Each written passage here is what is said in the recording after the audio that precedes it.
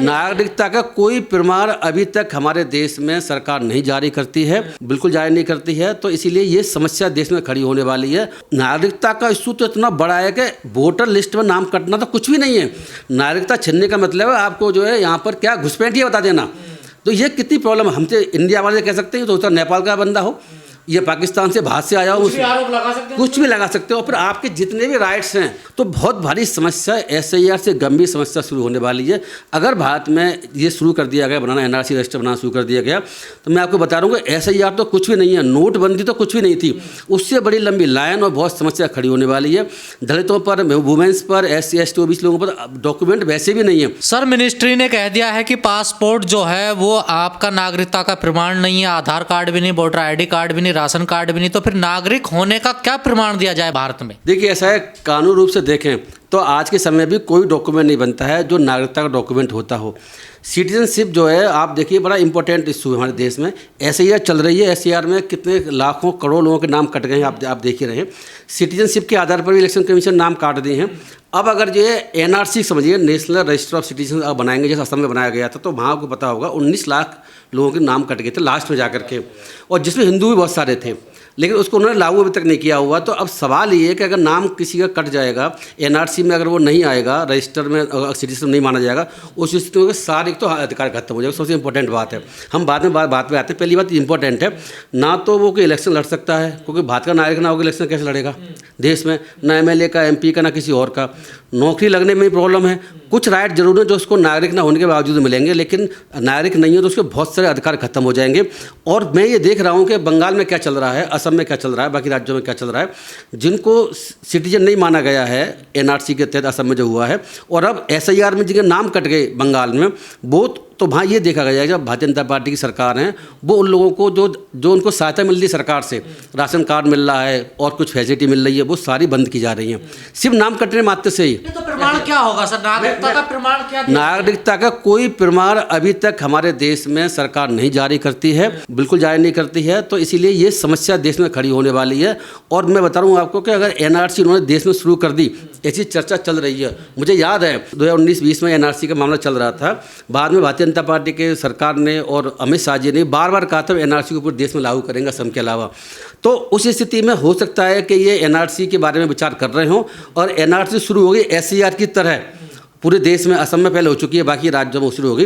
तो मैं आपको बता रहा हूँ, जैसे SIR में से करोड़ों लोगों के नाम कटे हैं, ऐसे नाम इसमें से कट जाएंगे तो हम भारत के नागरिक नहीं माने, इसका मतलब विदेशी माने जाएंगे। विदेशी तो हम विदेशी मानते नहीं हैं कि भारत के कंट्री के लोग तो हमें मानते नहीं अपना नागरिक, तो हम जाएंगे कहाँ? फिर जो क्या होगा कि ऐसे लोग जो इसमें सिटीजन नहीं माने जाएंगे, उनको डिटेंशन कैंप में रखा जाएगा और उसके बाद में क्या करेंगे, उनको पाकिस्तान में, बांग्लादेश में और किसी कंट्री में भेज देंगे। ऐसी स्थिति चलेगी। तो देखो, मैं जाता आपने कहा कि नागरिकता का सबूत क्या है। नागरिकता का सबूत कोई नहीं। अभी जो विवाद हुआ है प्रेजेंट है, वो विवाद शुरुआत इसीलिए हुई है क्योंकि भारतीय विदेश मंत्रालय ने यह कह दिया है कि जो पासपोर्ट है वो नागरिकता का सबूत नहीं है। अब समस्या यहाँ से खड़ी होगी। सारी पार्टियों के लोग, व्यक्ति पार्टियों के लोग खासतौर से, बाकी और सिविल सोसाइटी के लोग हैं, वो इस पर आपत्ति कर रहे हैं कि अगर पासपोर्ट ही नागरिकता का सबूत नहीं है तो फिर सबूत है क्या?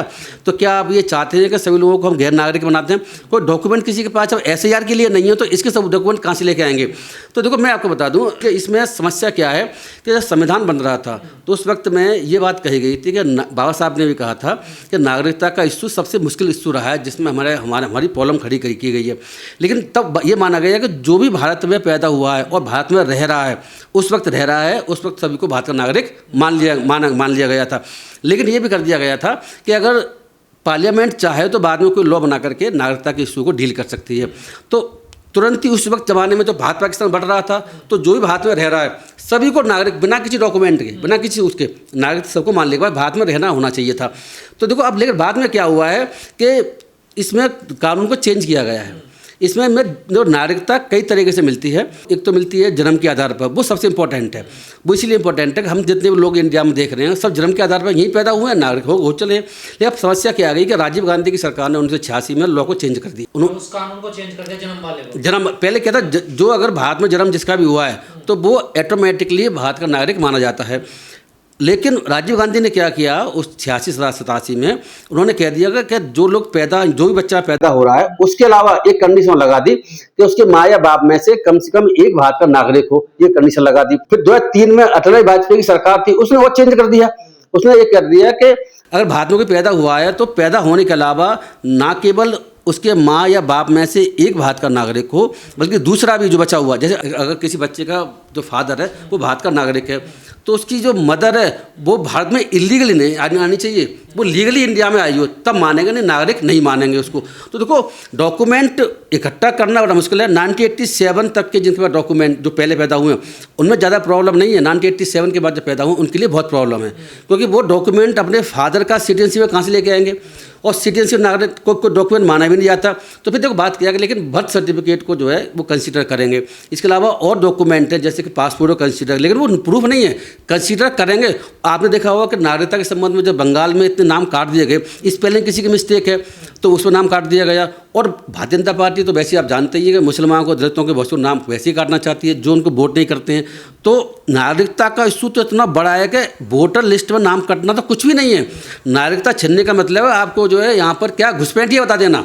तो ये कितनी प्रॉब्लम है। हमसे इंडिया वाले कह सकते हैं तो उसका नेपाल का बंदा हो, ये पाकिस्तान से बाहर से आया हो, कुछ भी लगा सकते हो। फिर आपके जितने भी राइट्स हैं, मतलब आपको ना राशन कार्ड मिलेगा, ना आपको सरकारी कोई और सुविधा मिलेगी, घर में आने के लिए पैसा मिलता है और बहुत सी तो नहीं मिलेगी। बाकी उसके अलावा क्या होगा, जब हम बाहर जाते हैं तो पासपोर्ट बताया जाता है ना, पासपोर्ट में लिखा होता है भारत का नागरिक। देखो ऐसा है, पासपोर्ट जब बनता है तो पासपोर्ट में बनने के लिए ये शर्त है एक कि आप भारत के नागरिक हों। इस बात के लिए जांच भी होती है और जांच होने के बाद में फिर पासपोर्ट बनता है। दूसरी तरह पासपोर्ट और ही बनता है, जो भारत के नागरिक हैं नहीं है उनके लिए पासपोर्ट बनता है। हाँ, लेकिन वो अलग होता है। लेकिन जो पासपोर्ट बनता है जो भारत के नागरिक के लिए बनता है, तब वहाँ जाँच कर ली गई तो पासपोर्ट को फिर नागरिकता का सबूत क्यों नहीं माना जाना चाहिए। लेकिन सरकार ने मना कर दिया। कोर्टों का भी डिसीजन मैं बता रहा हूँ गेंद्र जी अलग लगाए हुए हैं। पहले क्या होता था, डिसीजन को अलग थे, लेकिन पिछले कुछ सालों में डिसीजन ये आ रहे हैं कि पासपोर्ट हो, चाहे आधार कार्ड हो, चाहे राशन कार्ड हो, चाहे आपका जो एपिक कार्ड हो, जो इलेक्शन वोटर कार्ड है, वो कोई नागरिकता का अधिकार, नागरिकता का सबूत नहीं माना गया है। तो बहुत भारी समस्या, SIR से गंभीर समस्या शुरू होने वाली है।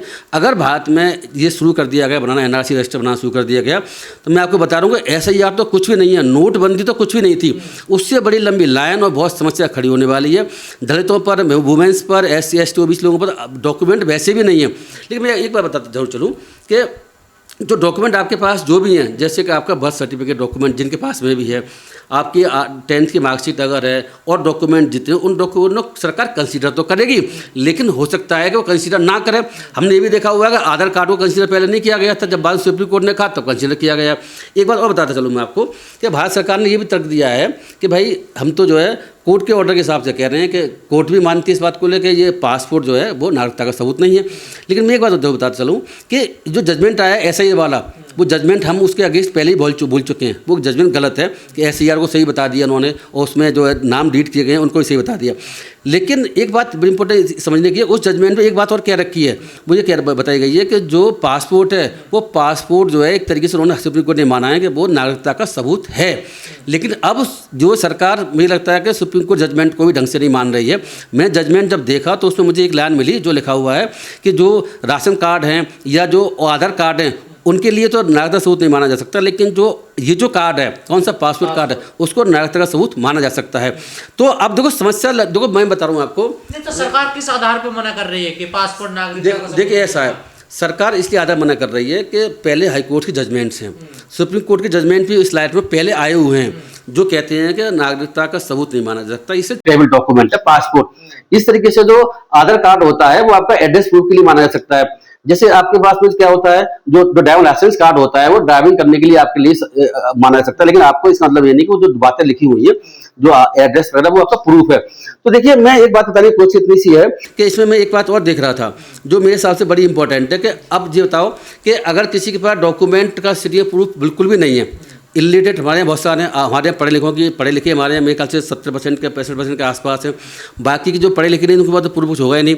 और बताओ कि जो सर्टिफिकेट होता है जन्म का, कितने के पास है? जन्म का सर्टिफिकेट मेरे पास भी नहीं है।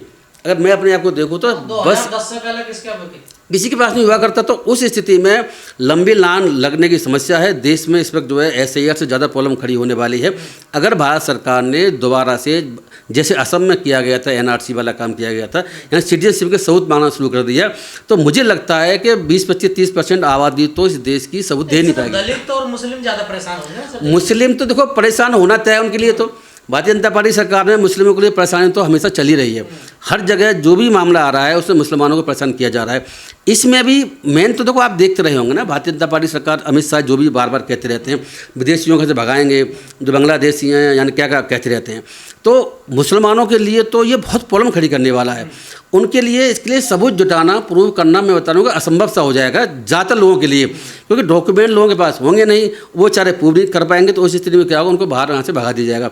और सारे अधिकार जितने भी हैं उनके अधिकार जो संविधान देता है, जो नागरिकों के लिए होते हैं, जो गैर नागरिक के अधिकार हैं वो तो अलग बात होगी, जो नागरिक अधिकार वो छिन जाएंगे। तो ये बहुत बड़ी समस्या देश में खड़ी होने वाली है। तो सर क्या लगता है, अगर पासपोर्ट भी नहीं है, आधार कार्ड भी नहीं है, वोटर आईडी कार्ड भी नहीं है, राशन कार्ड भी नहीं है, तो फिर आदमी क्या करेगा, क्या दिखाएगा? सरकार आखिर चाहती क्या है इसके लिए? देखिए, मुझे ऐसा लगता है कि सरकार ये चाहती है कि लोगों को परेशान करना। आप देख रहे होंगे कि नोटबंदी परेशानी हुई लोगों को, SCR ने परेशानी उन्होंने खड़ी कर दी, तरह तरह की कोई न कोई कहानी लेके आते रहते हैं, लोगों को परेशान करते रहते हैं। ये लोगों को चैन से जीना देना नहीं चाहते। और फिर इसके आड़ में क्या देखते हैं कि जो लोग भारतीय जनता पार्टी के आइडियोलॉजी के खिलाफ हैं, भारतीय जनता पार्टी के खिलाफ बोलते हैं, विपक्षी पार्टी के लोग हैं या मुस्लिम हैं या कोई और लोग भी हैं, उन लोगों को कैसे इसकी आड़ में परेशान किया जाए। अब एक बात बता दो मुझे कि जैसे SCR वाली बात हुई, आपने देखो जजों की भी SIR या CNRC क्यों करवाना चाहती है सरकार, क्या है इसके पीछे? देखिए, मेन पंसा तो ये है कि जो लोग हैं वो लोग या तो भारतीय जनता पार्टी के हिसाब से चलें, भारतीय जनता पार्टी के हिसाब से चलेंगे तो उनका नाम जुड़ जाएगा। घुसपैठिया बड़ा मुद्दा है देश में सर। नहीं, घुसपैठिया एक मुद्दा है, इसमें कोई डाउट नहीं है, घुसपैठिया मुद्दा है। लेकिन उसके अलावा भारतीय जनता पार्टी की सरकार घुसपैठियों के अलावा जो लोग उनकी विचारधारा से सहमत नहीं है भारतीय जनता पार्टी की से, और भारतीय जनता पार्टी के खिलाफ बोलते हैं या उनका भारतीय जनता पार्टी की नीतियों का विरोध करते हैं, उनको वह सबक सिखाना चाहती है। और इसकी आड़ में वो उनको गैर नागरिक घोषित कर सकती है, जैसे SIR में उन्होंने गैर वोटर घोषित कर दिया, और उनके सारे अधिकार छीन सकते हैं। तो इसके दबाव में आकर के लोग भारतीय जनता पार्टी की आइडियोलॉजी को सहमत हो जाएं और भारतीय जनता पार्टी को जैसे कहे वो कहे। और जो विरोध हम देख रहे हैं, अब जो लोग थोड़े बहुत कर रहे हैं वो विरोध करना बंद कर दें, उनका उद्देश्य मुझे ये लगता है।